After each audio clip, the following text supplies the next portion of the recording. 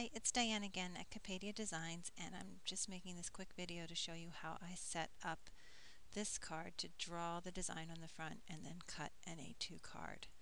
So let's get started. The snowflake that I chose for this card is this one right here. It's the snowflake that's made up of ice skates. This When It's Cold Outside cartridge has great snowflakes made out of different hidden shapes.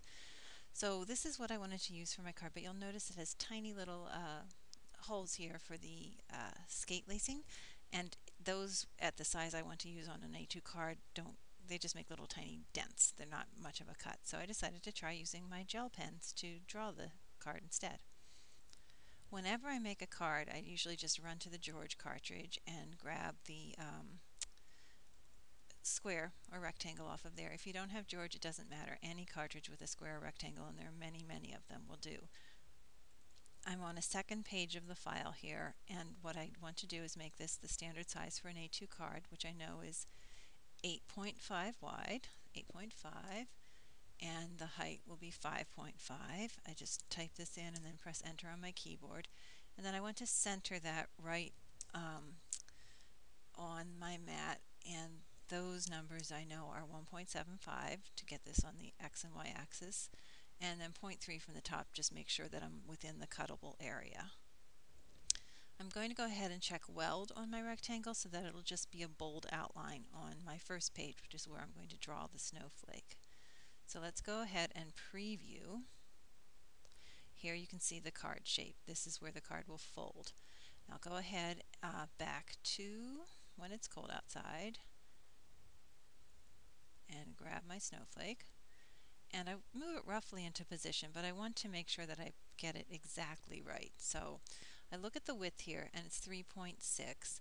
I know that the distance from the fold to the edge of the card is 4.25, so I subtract 3.6, that's 0.65, and half of that is 0.325, which means my top number here was very close. I just need to make that a 5. That will then have the snowflake centered side to side, and then I want to make it the same distance from the top. So remembering that I started at 0.3, I add 0.325 to that, which means it's going to be 0.625, enter, and that just shifts it into position. I'll go ahead and hit preview to see what that looks like, and you can see that this is nicely centered on the front of the card. You could draw something else down here, or add a cut, or write something, or just leave it blank as a pretty little note card. So now I load my mat with my paper. When I use 8.5 by 11 paper, even on the expression, I would put it lengthwise because the calibration will not necessarily guarantee that this will end up exactly right on your 8.5 dimensions. So just use the extra bits for practice cuts or stamps or something. So put your piece of paper from the 0.5 to 11.5. That gives you plenty of room for the card. And then I put in my jelly pen. I use my Cricut jelly pens that came from Scrappy Go Lucky. Press cut, and the design will be drawn like that. After you've done that page of the mat, or file I should say, go to the second page of your file, and now you're going to take out your pen, put in your blade.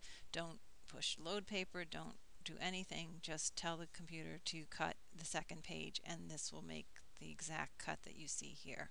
It may make it a little easier to visualize if you just go ahead and click on your snowflake and press weld, check weld, which means that when you preview it, everything will just preview as outlines like that. So when you're finished, once again, this is what the card looks like, and you could add, a winter saying, you could glitz this up, add some stickles, do whatever you want to do with it. But by using the pens, you'll get all these tiny little details and a different look than if you cut out the snowflake. It will cut at this size. I did cut it. I just didn't like the way it looked as well as I liked it when I drew it.